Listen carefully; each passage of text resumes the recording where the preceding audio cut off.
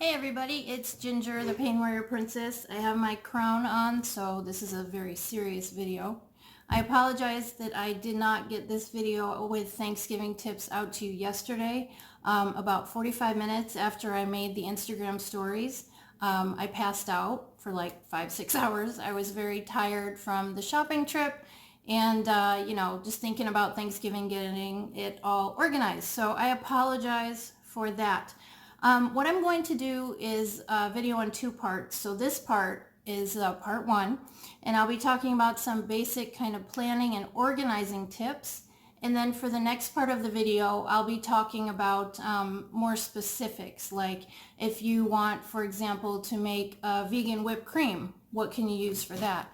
If you can't find gluten-free, dairy-free graham crackers, if you like those, what can you do about that? What can you do to make it easier on yourself with cleanup and all of that? So we'll go over that in part two. Now, before we get too far into this video, if you are watching this on Instagram, on IGTV, make sure that you click the little TV with a squiggle in it so you see the entire video, because knowing me, I've probably already spoken for over a minute and you won't just see all the video on the regular feed. So let's get to it. So these are Thanksgiving tips for people who have chronic illness, chronic pain, and also they would be of interest to the families of and friends of people with chronic illness and chronic pain. I have some notes I'm going to be glancing at, and yeah, here we go. So number one, my first tip is plan and organize everything and do it very well and very meticulously. So I have steps that I go through, and I'll show you my notes from them.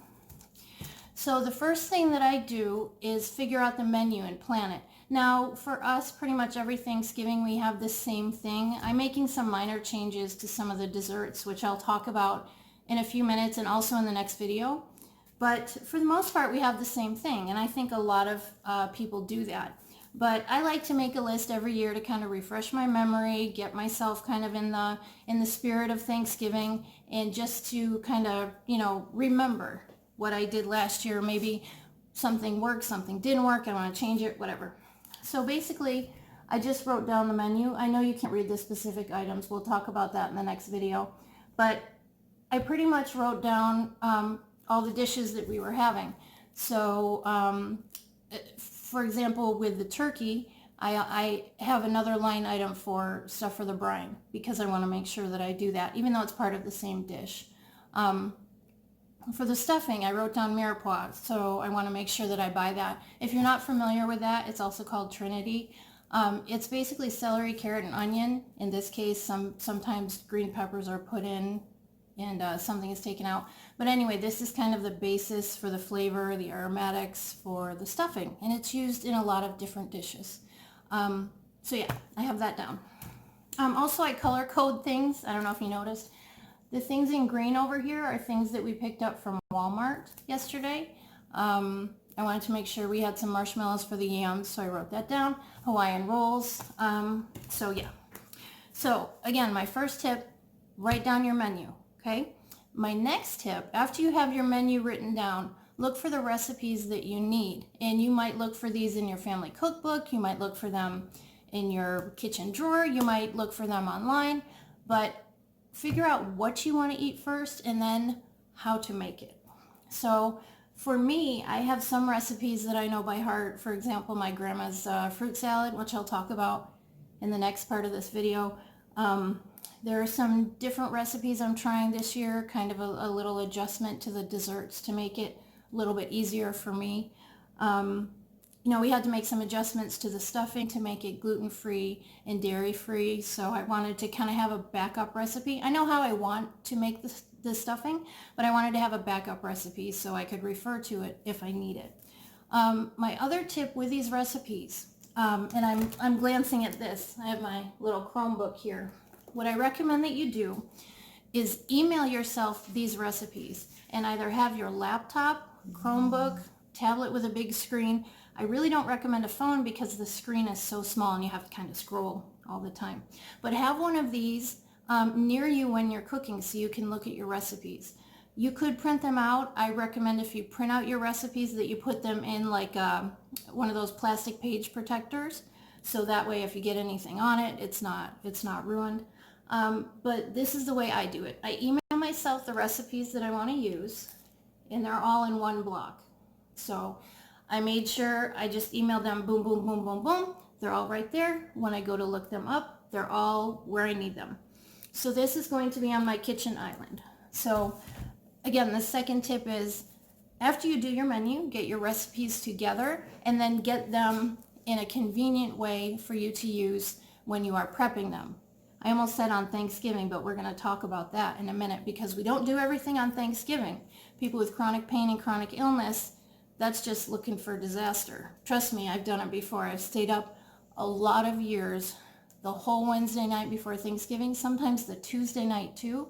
And it's just, it's not a good time for anybody on Thursday. Okay, so we did our menu, we did our recipes, and we have our recipes handy for when we start our cooking. The next thing we're going to do is a shopping list. Now the way that I do my shopping list, I usually always go to the same grocery store, and I say it that way because this year we were going to go to Sprouts. If you're not familiar with Sprouts, it's more like a Whole Foods market kind of thing. Not really the same as a Trader Joe's, but it's more like organic foods, whole foods, that kind of stuff. And we were going to go there to get turkey. And again, this is going to come up later in this video, probably in the next one as well. But last minute change of plans, so we got everything at the same grocery store with the exception of a couple of things that I could not find there that Plan B was Walmart, Plan C was Amazon, as long as they could get it here before Tuesday. So anyway, let's get back to the shopping list. I kind of get off on tangents. I apologize for that. Fibro brain. Okay, make your shopping list. So here's how I recommend you do it, especially if you're really familiar with a store. Now, this kind of backfired on me yesterday because the store that I went to, it's a Kroger brand store, they not only rearranged the produce section, and you know they put like those little stands with stuff so you have to kind of maneuver around it, but they moved stuff around the produce section too. So me and everybody else, and if you saw my stories yesterday, everybody and their Aunt Rita was at the store. It was a little bit difficult to find what we needed. And then in addition, in the store aisles, they moved stuff around too. So it took me a little bit longer, but my list would have worked completely perfect had they not done that. Still worked pretty good though. So here's what I recommend. I know you probably can't read this, so let me tell you what it is. First of all, it's 2 pages to allow plenty of room. Yes, there are blank spots, but that leaves room for notes. That leaves room for, you know, couldn't find this, had to buy that. Just so you know, when you are cooking, I was expecting this. Why do I have that? What did I do? Because there will be things that come up and you don't want to have to worry about that. So in here, the first thing that I hit when I go into the store is produce. And then continuing on into the store is the bakery. Next is cheese, lunch meat, bacon section. I'm sure that's not what they officially call it. Then it's coffee, soda, juice, wine, pickles and condiments. Next is meat, then canned package and bulk stuff. Next page, yogurt and bread. In my store, the yogurt aisle and the bread aisle, they're the same thing. They're the same. Don't ask, I don't know. I've asked their employees different ones a couple times. They don't know why they did it either. But anyway, then the frozen section, then cereal and baking, then the dairy section and housewares. So what I did with this list, again, because I hit produce first, this is what's facing me. I have it kind of in the cart where kids sit, and I had this, my shopping list, and I had this, my menu, right next to me. I also had my coupons right around there. So another thing you might have seen quickly when I showed you this, there's some red and some green writing. The way that I code my shopping list, red means I have a paper coupon for something. Green means that I have a digital coupon. So I use the Kroger Brand Store app and I add digital coupons, so that's how I keep it organized. So I showed you when I first hit the store, and then as I continued through the store, all I did was fold my list to reflect the aisles that I was in. So that way I didn't have a big sheet of paper with kind of all these line items that I'm trying to make sure that I get and I don't miss and all that stuff. So I highly recommend this method for your shopping list. Even for your weekly shopping, it can come in really handy. Okay, did our menu, found our recipes, made our shopping list. Now you gotta go shopping. Unfortunately, people with chronic illness and chronic pain, I don't have a whole lot of tips for shopping. It kind of is what it is. You have to get what you have to get. You have to walk through the store most of the time to get it. My best tip for this actually would be either have your groceries picked or set aside for you by like the employees, grocery pickup basically, and then you go to the store and get them, or delivery. I have used the pickup a few times. I do like it, but the last probably 2 or 3 times, we probably used it 5 times. So the last 2 to 3 times that we used it, the produce wasn't how we like, even though you can put notes, you know, only green bananas or 4 unripe tomatoes, whatever. But it didn't kind of come out the way that we wanted it to. So we kind of let go of that idea. But basically, do your shopping, recover as you need to do, because the big event is coming up, right? Thanksgiving. So you got your stuff, you got it home, now organize it. And the way that I organize my stuff is by recipe. So we'll talk about these foil pans in a little bit, but for example, I'm going to make a dessert in here. So everything that goes into that recipe is going to go into one of these and just sit on the counter. The only exception to that is things that are perishable. So let's say that this recipe needs almond milk and vegan butter. What I'll do is put all of the non-perishable ingredient in their container, right? So I'm not going to take out like a 1/4 cup of whatever and put it in here. I just put the whole container in there. And on a Post-it note, I will put almond milk, vegan butter. So I know everything I need for that recipe except for the perishable items are in here, ready to go. My counter will be stacked up with these different things for desserts, for whatever other recipe it's for. So that's how I organize when I come home.